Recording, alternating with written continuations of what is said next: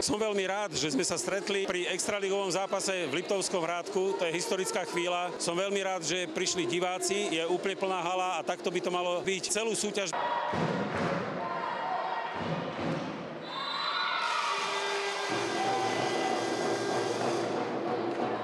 Extraliga sa v žiadnom športe v Liptovskom Hrádku ešte nehrala, takže preto sa aj naša firma rozhodla pomôcť a samozrejme darí sa aj firme, takže sme radi, že sa darí aj mestu, aj firmám.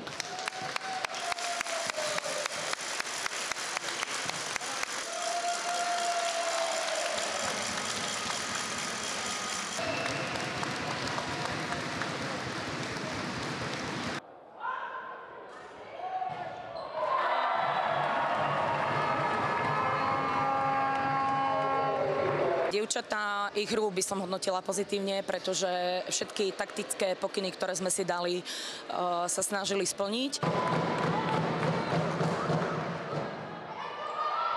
Dnešný priebeh zápasu by som hodnotila pozitívne, vzhľadom k tomu, že bola aj vysoká účasť divákov, za čo im ďakujeme. Dúfam, že diváci budú chodiť a prilákame ich na tieto naše domáce zápasy.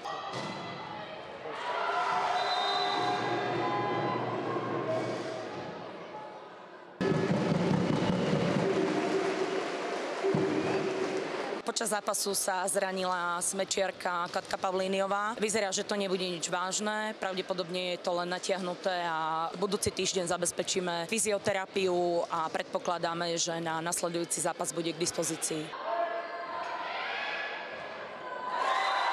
V Hrádku sa mi páčilo dosť dobrá, atmosféra tu bola výborná. Myslím, že si to diváci užili mi takisto a takisto aj baby podali bojovný výkon a myslím, že zaslúžene postúpili do extraligy.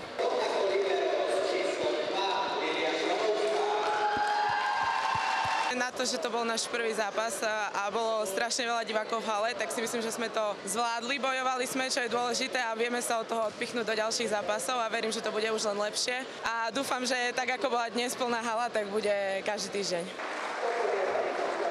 My sme hrali prvý zápas v sezóne s 3 novými tvárami, bolo to trochu cítiť. Z druhej strany tá atmosféra tu a odhodlanie Hrádku bolo ohromné, to znamená, nehralo sa to ľahko a myslím si, že sa to nebude hrať nikomu ľahko. Nakoniec skúsenosti zvíťazili a prečili ten entuziazmus, ale bolo to ťažšie, ako sme si mysleli. Domáce publikum urobilo perfektnú atmosféru, hnalo tie domáce hráčky k lepšiemu výkonu aj k lepšiemu výsledku.